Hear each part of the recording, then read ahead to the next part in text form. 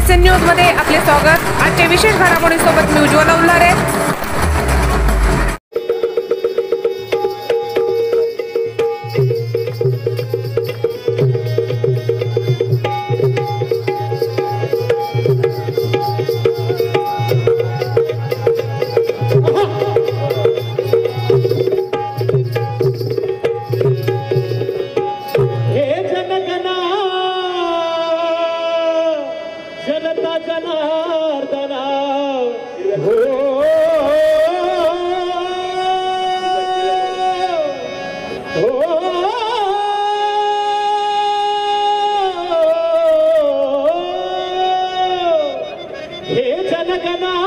जनता जनार्दन तूच गणपती खरा महाराष्ट्राचा भाग्यविधाता ऐक राजा मतदारा महाराष्ट्राचा भाग्यविधाता ऐक राजा मतदारा महाराष्ट्राच्या भाग्यविधाता ऐक राजा मतदारा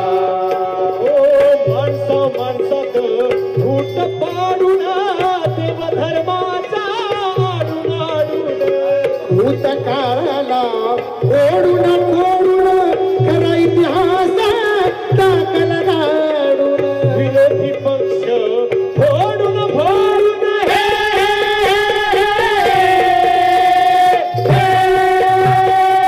विरोधी पक्ष फोडून फोडून विरोधकांना तुरुंगात धाडून सरकार पाडून सरकार बनवती सरकार पाडून सरकार बनवती राजा राजात भर भरा महाराजाच्या भाग्यविधात्या ऐक राजा मतदारा महाराष्ट्राच्या भाग्यविधात्या ऐक राजा मतदारा महाराष्ट्राचा मतदार राजा हो डोळे उघडे ठेवून बघा डोकं ताळ्यावर ठेवून विचार करा आणि लक्ष देऊ नये का तर सादर करीत आहोत महाराष्ट्राचा आपल्या महान राज्याचा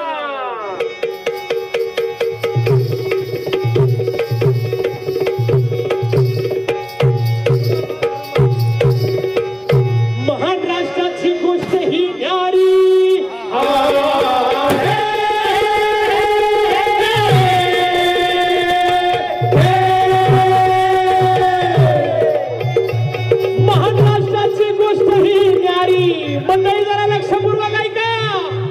महान राष्ट्राची गोष्ट ही न्यारी रिक्षावाला राजा आणि दोन दोन सवारी कळलं ना रिक्षावाला राजा कोणते रिक्षावाला राजा दोन दोन सवारी खेळती खेळ रात्रीच्या घडी खेळती खेळ रात्रीच्या घडी खेळती खेळ रात्रीच्या घडी भेटती गडी वाढवून ताडी थारून हुडी मंडळी रात्रीच्या गाठी भेटी करून वेगवेगळे वेशांतर करून यांनी काय केलेलं आहे काय काय करुणी पाठीवरती वार करुणी पाठीवरती वार करुणी पाठीवरती वार पाडिले महाआघाडी सरकार पाडिले महाआघाडी सरकार पाडिले महाआघाडी सरकार फोडूनी खर्चेचा गद्दार फोडूनी खर्चेचा गद्दार मांडिला सत्तेचा व्यापार मांडिला सत्तेचा व्यापार मांडिला सत्तेचा व्यापार आमदार आपल्या मर्जीतलाच होणार। श्रीगोंदा येथे शिवस्वराज्य यात्रा मोहिमेत प्रदेशाध्यक्ष जयंत पाटील यांचा यलगार।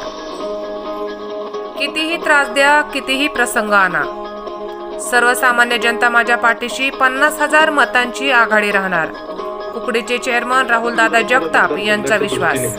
आमच्या सगळ्यांसाठी जे महत्त्वाचे जे काही प्रश्न आहेत त्या प्रश्नांकडे आपलं या ठिकाणी मी लक्ष वेधणार आहे कारण साहेब ज्या पद्धतीने लोकसभेचे निकाल हे संबंध महाराष्ट्रात त्या ठिकाणी लागलेले आहेत त्यामुळं उद्याच्या काळामध्ये आपल्या महाविकास आघाडीचं सरकार हे 100% येणार आहे ही काळ्या दगडावरची पांढरी रेष आहे आणि साहेब आपण या ठिकाणी या राज्यामध्ये म्हणजे उद्या मुख्यमंत्री कोणत्या पक्षाचा उपमुख्यमंत्री कोणत्या पक्षाचा ह्याचं आम्हाला काहीही नाही पण आम्हाला एवढी खात्री आहे की राष्ट्रवादी काँग्रेस पक्षाच्या वतीनं जे सगळ्यात मोठं या ठिकाणी मंत्रिमंडळाचं स्थान असणार आहे ते आदरणीय जयंत पाटील साहेबांचं त्या ठिकाणी असणार आहे.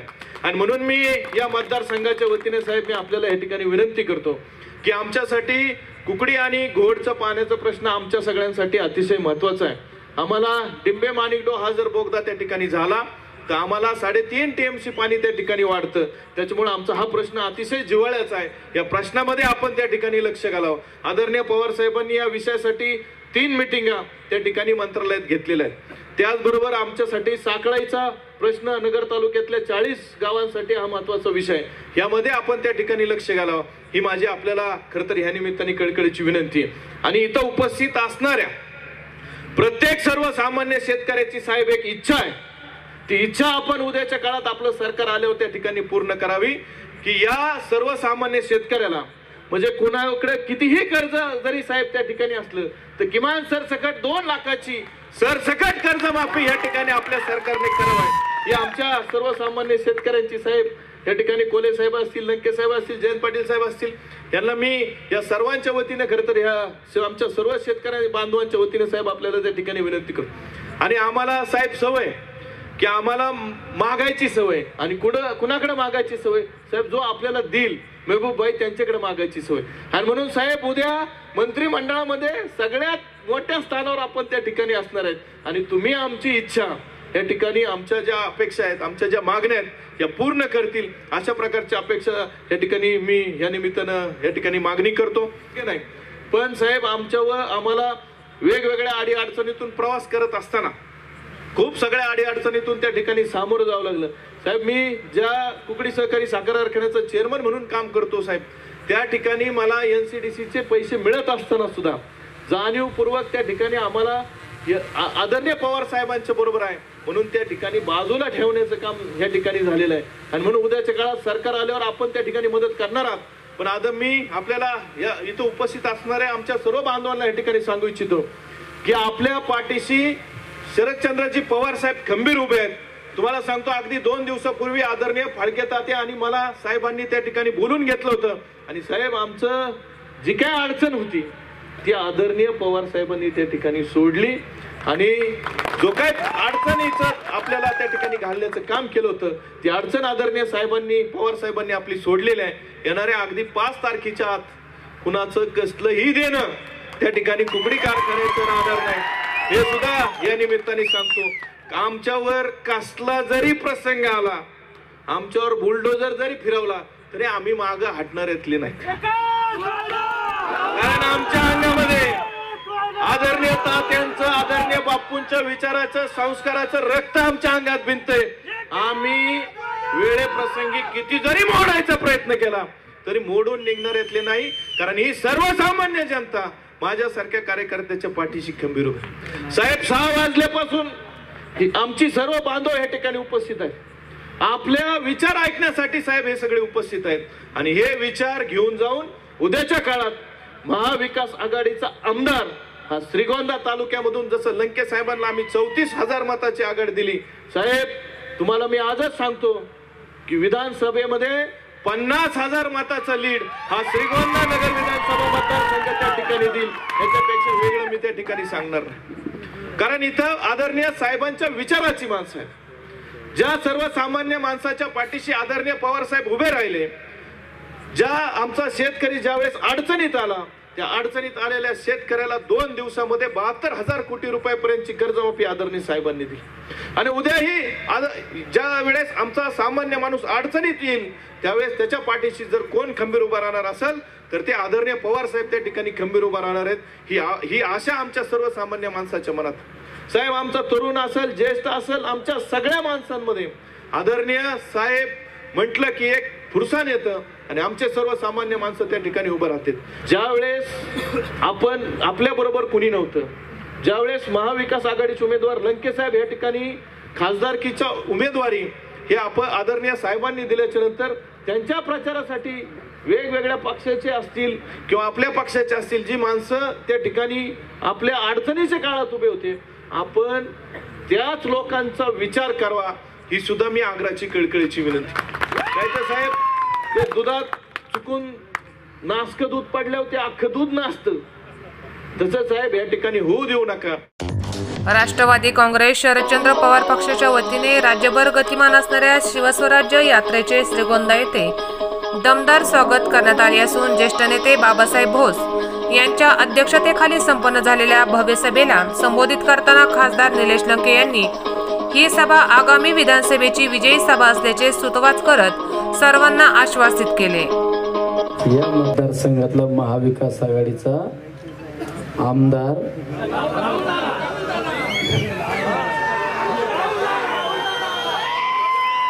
सर्वाधिक मताने विधानसभेत पोहोचल्याशिवाय राहणार नाही. त्याच्यामुळेच आम्ही लेट आलो. आम्ही पण वेळेत येऊ शकलो असतो, पण आम्हाला अंदाज घ्यायचा होता हे थांबू शकतात का नाही, यांच्या ज्याने जुळत का नाही.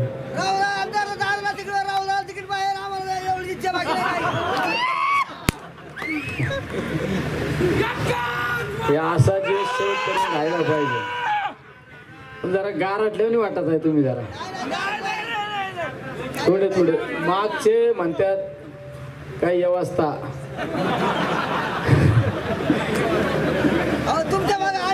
त्यांनी व्यवस्था कशाची विचारलं. त्यांनी दुधाचे बाजार वाढले पाहिजे महाविकास आघाडीचं सरकार आल्यावर. मला आधी वाटलं व्यवस्था म्हणजे दुसरी काही आहे का.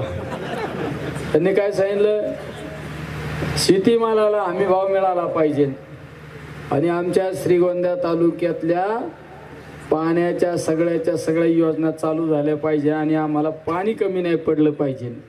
ही मला प्रत्येकाने विचारलं काही व्यवस्था.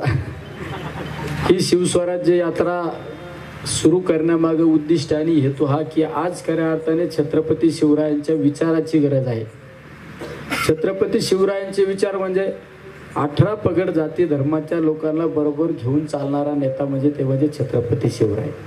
आज आपल्या समाजाला शाहू फुले आंबेडकरांच्या विचाराची गरज आहे आणि त्यांच्या विचारावर चालणारा नेता म्हणून देशामध्ये ज्यांच्याकडे पाहिलं जातं ते म्हणजे आदरणीय पवार साहेब. त्यांचा विचार म्हणजे शेतकऱ्यांच्या हिताचा विचार करणारा विचार, बेरोजगारांसाठी काहीतरी करणारा विचार, आमच्या विद्यार्थ्यांसाठी काहीतरी करणारा विचार आणि शेतकऱ्यांच्या अनेक प्रश्न सोडवण्यासाठी जो नेता नेहमी कटिबद्ध असतो तो म्हणजे आदरणीय पवार साहेब. तो विचार म्हणजे छत्रपती शिवरायांचा विचार आणि त्या विचारावर चालणारे आपण सर्व या ठिकाणी मावळे. कारण आज पाहिलं असेल या राज्यामध्ये या देशामध्ये शेतकरी विरोधी सरकार म्हणून या महायुतीच्या सरकारकडे पाहिलं जातं, या केंद्रातल्या भाजपच्या सरकारकडे पाहिलं जातं. त्यामुळे आपल्या शेतकऱ्यांचा विचार करणारा नेता म्हणून पवार साहेब, त्या नेत्याने आदरणीय पवार साहेबांनी कृषी मंत्री असताना एका वेळेस 72,000 कोटी रुपयाची कर्जमाफी केली होती. आज असा कुठलाच नेता नाही तो शेतकऱ्यांच्या हिताचा निर्णय घेतो. आज शेतीमालाचं तुम्ही जर पाहिलं मार्केटमध्ये गेल्यानंतर काय परिस्थिती आहे, दुधाची काय परिस्थिती आहे. दुधाला आज अनुदान दिलं जातं, ते फक्त जाहीर केलं जातं की अनुदान, दुधाला अनुदान दिलं आणि ते सुद्धा प्रत्यक्षरित्या अनुदान मिळत नाही. त्यामुळे आता आपलं महाविकास आघाडीचं सरकार राज्यामध्ये आलं पाहिजे, ते शेतकऱ्यांच्या हिताचं, बेरोजगारांच्या हिताचं. आज राज्यामध्ये औद्योगिकरण आणलं, ते कुणी आणलं? पवार साहेबांनी औद्योगिकरण आणलं. IT सेल कुणी आणला? पवार साहेबांनी IT सेल आणला. त्यामुळे या संघर्ष योद्ध्याच्या पाठीशी आपण उभं राहणं आज गरज आहे. आपल्या मतदारसंघामध्ये आपल्या विचाराचा आमदार त्या ठिकाणी गेला पाहिजे, ही सगळ्यात महत्वाची भूमिका आहे. आणि ही भूमिका सांगण्यासाठी आज अमोलजी कोल्हे साहेब या ठिकाणी आलेले आहेत. आणि कोल्हे साहेबांचं सुद्धा मग जसं मी मगाशी सांगितलं महबूब भाई होतं, तसं अमोल कोल्हेंच्या पायात सुद्धा लक्ष्मी आहे आणि तोंडात सरस्वती आहे. हा जर संगम या ठिकाणी या मतदारसंघाला जर स्पर्श करून गेल्यानंतर या मतदारसंघातला महाविकास आघाडीचा आमदार निवडून येणार, ही काळ्या दगडावरली पांढरी रेष आहे. आणि राज्यामध्ये सुद्धा महाविकास आघाडीचं सरकार येणार आहे, हा या ठिकाणी विश्वास आणि निर्धार देण्यासाठी या ठिकाणी सगळे मंडळी आलेले. अमोल दादा, आपण सुद्धा आपलं सरकार आल्यानंतर माझी मागणी आहे की तुमच्याकडे या माझ्या शेतकऱ्यांच्या दुधाला कमीत कमी 40 रुपये लिटर बाजार भाव मिळाला पाहिजे, हा आपल्या जाहीरनाम्यामध्ये आलं पाहिजे. कारण दुधाला उत्पादन खर्चाव दुधाचा बाजार ठरला पाहिजे, हा कायदा सुद्धा झाला पाहिजे. पण हा कायदा करण्यासाठी आपलं सरकार येणं आवश्यक आहे. आमच्या कांद्याच्या बाबतीत सुद्धा हमी भाव मिळाला पाहिजे. आज ऊसाच्या बाबतीत सुद्धा काय परिस्थिती, कारखानदारी कुणी आणली? आदरणीय पवार साहेबांमुळे हे सहकार वाढला आणि त्या सहकाराला अडचणीत आणण्याचं काम आज या ठिकाणी या भाजप सरकारने केलं जात आहे. जर कारखानदारी शुगर फॅक्टरी झाली नसता, साखर कारखाने झाले नसते तर आमच्या शेतकऱ्यांनी ऊसकुडं घातला असता. एवढं आपल्या विचाराचं सरकार येणाऱ्या कालखंडामध्ये येणं आवश्यक आहे. एवढं सर्वांनी आजच निर्धार करायचा की आता येणाऱ्या विधानसभेच्या निवडणुकीत येणाऱ्या म्हणण्यापेक्षा आजच आपला नारळ फोडायचा. सगळ्यांनी असा निर्धार करायचा, आता आम्ही शांत बसणार नाही आमच्या विचाराचा. कारण आता मी महाविकास आघाडीचं काम म्हणतो, कारण मी एक छोटा कार्यकर्ता आहे. महाविकास आघाडी आदरणीय पवार साहेबांच्या नेतृत्वाखाली, आदरणीय उद्धव साहेब ठाकरे काँग्रेसच्या नेते मंडळींच्या नेतृत्वाखाली काम करते. मुळे आपल्या महाविकास आघाडीचा आमदार सर्वाधिक मताने निवडून आला पाहिजे, ही सगळ्यात महत्वाची सर्वांनी आज खुणगाड बांधायची. जसं माझ्या पाठीशी उभे राहिले, मला 33,000 मताचं लीड दिलं. 34,000 बघा, 1,000 कमी केलं तर लगेच कोण सांगितलं 34,000, 35,000. सगळ्यात जास्त लीड जसं तुम्ही आज मला दिलं,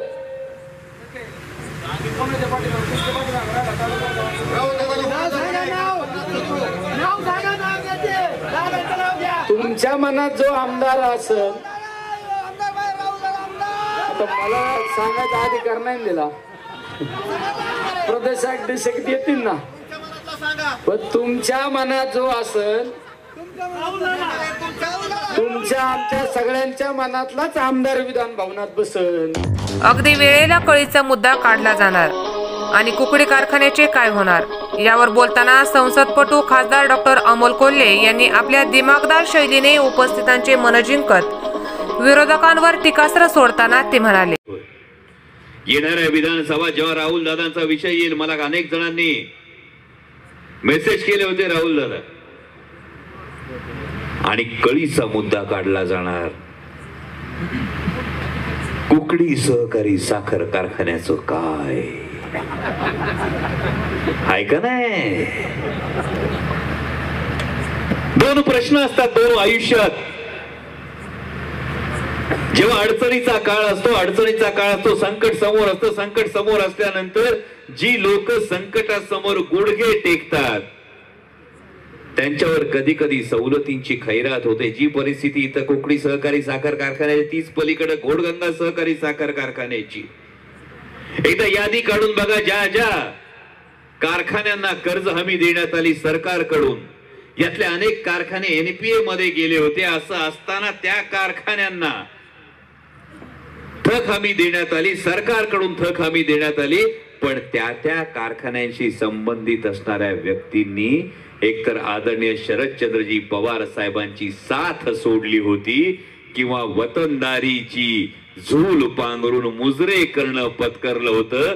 अभिमान आहे राहुल दादा या पठ्ठ्याचा, या पठ्ठ्यानं मान झुकवली नाही, या पठ्ठ्यानं मान झुकवली नाही. पण ज्यांनी एनसीडीसीचं 120 कोटीचं कर्ज मंजूर होत असताना ज्यांनी फाईल अडवली, त्यांनी माझ्या सर्वसामान्य शेतकऱ्याला याचं उत्तर दिलं पाहिजे की त्या 120 कोटीची फाईल अडवताना तुम्हाला फक्त कुकडी सहकारी साखर कारखान्याचं राजकारण दिसलं.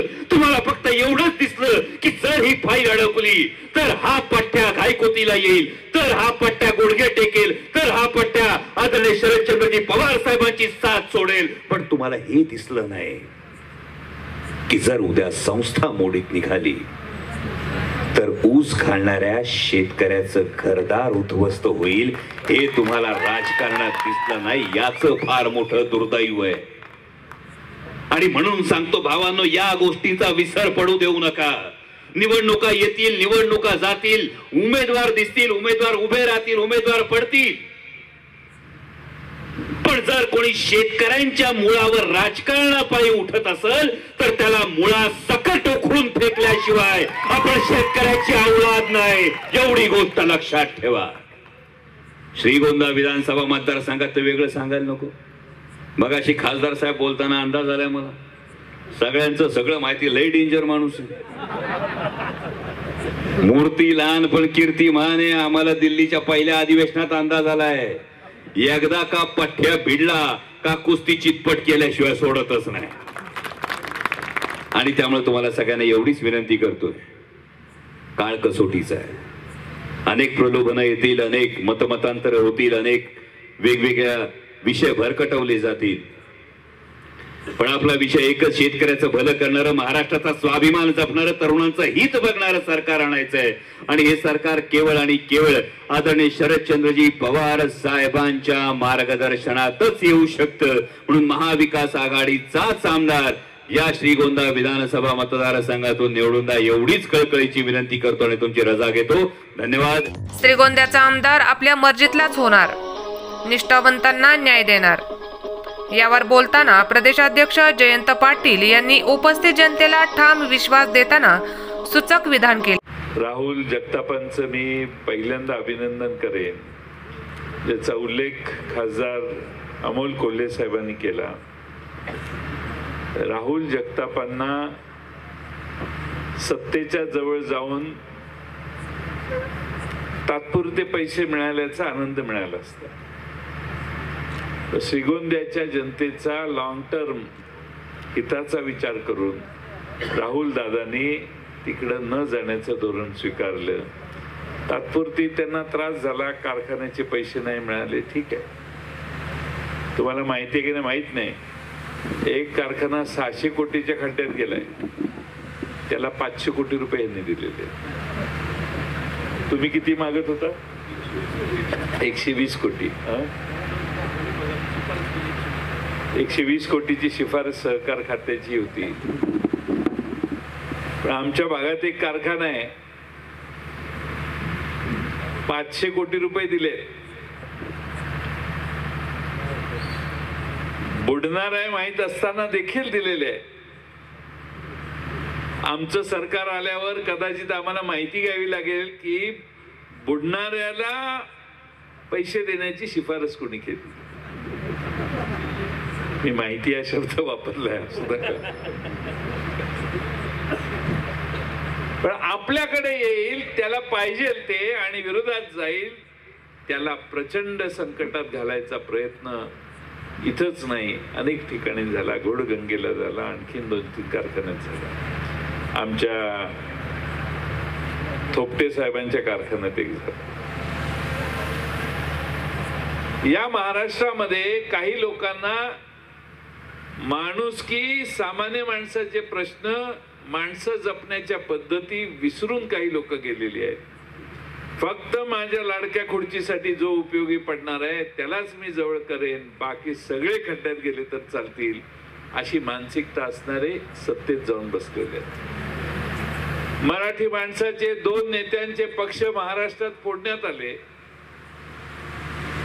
भारतीय जनता पक्षाला दोन्ही पक्ष फोडल्यानंतर त्यांच्या नेत्याला नागपूरमध्ये बसून सांगावं लागतं, हमें शरद पवार साहब को और उद्धव ठाकरे साहब को रोकना है.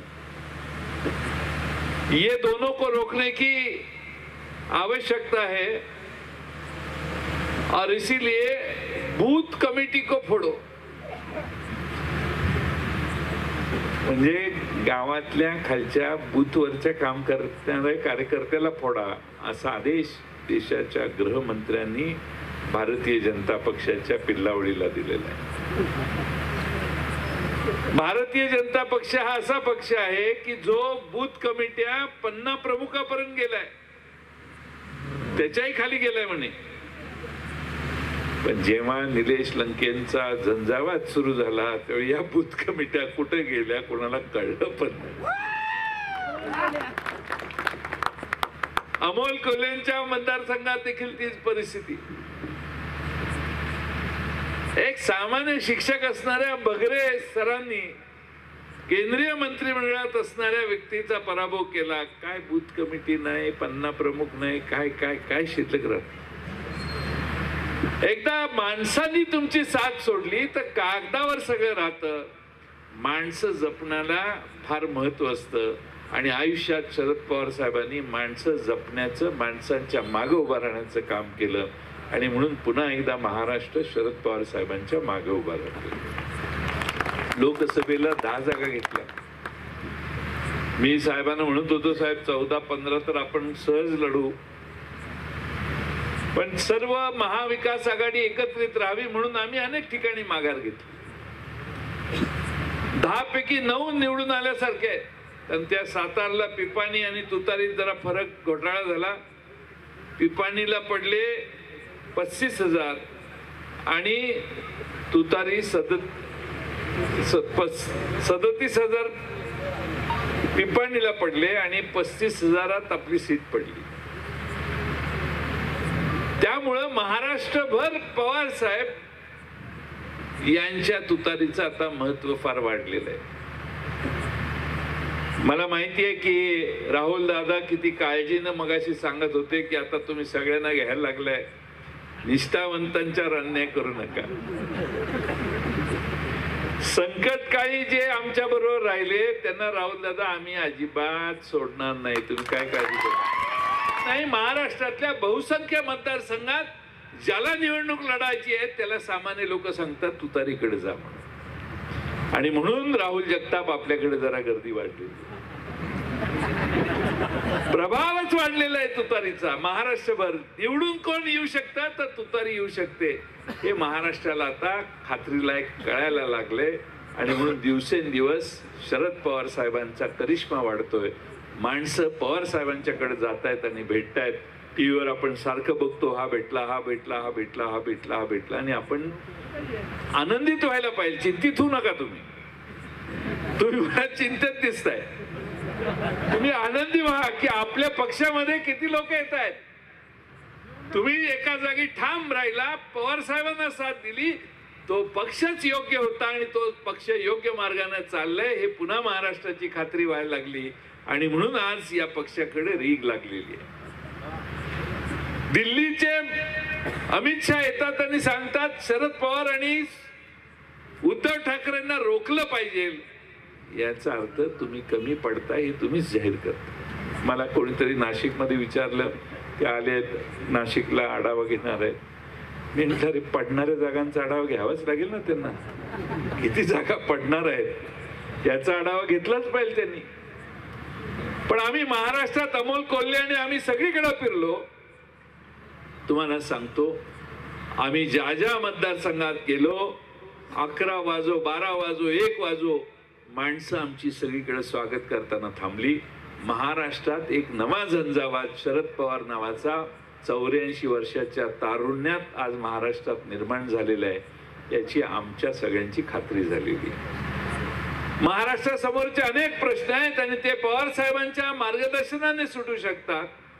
शेतकरी असेल, शेतमजूर असेल, सामान्य माणूस असेल, हे प्रश्न सोडवण्याची धमक त्या नेत्यामध्ये आहे. ही मानसिकता आता महाराष्ट्रातल्या सामान्य जनतेची झालेली आहे आणि म्हणून महाराष्ट्रात मित्रांनो परिवर्तन अटळ आहे. आपलं महाविकास आघाडीचं सरकार येणार आहे. आता महाविकास आघाडीच्या जागा वाटपाच्या चर्चा चालू आहेत. कोणी इथं येऊन काही जागा जाहीर केलेल्या असल्या तरी महाविकास आघाडीत ही जागा राष्ट्रवादी काँग्रेसलाच मिळाली पाहिजे अशी आमची भूमिका आहे. आणि ती भूमिका काय आहे तर तुम्ही सगळ्यांनी ताकदीनं आजपर्यंत काम केलेलं आहे. तुमच्या सगळ्यांचा पवार साहेबांच्या मागे थांबण्यात त्याग आहे. तुम्ही सगळ्यावर पाणी सोडून पवार साहेबांना साथ दिली. तुम्हाला साथ देण्याची जबाबदारी माझी आहे. मी पवार साहेबांनी राहुल जगतापांना त्यांच्या कारखान्यासाठी मदत केलेली त्यांनी जाहीर केली. 2, 4, 5 तारखेपर्यंत कुणाची देणी राहणार नाहीत ते त्यांनी आता जाहीर केलेलं आहे. त्यामुळे आता काही निगेटिव्ह पॉइंट राहुल बद्दल राहिलेला नाही. आणि आपल्या सरकार आल्यानंतर तुमच्या कुकडी साखर कारखान्याचे सगळे प्रश्न मी पुढाकार तिथं बसून सोडून द्यायची व्यवस्था करतो. खबर विशेष घडामोडीचं आपल्या हक्काचं एसएन न्यूजवर हे चॅनल लाईक करा, सबस्क्राईब करा आणि जास्तीत जास्त शेअर करा. प्रतिनिधी उज्ज्वल उल्हारे, एसएन न्यूज, श्रीगोंदा.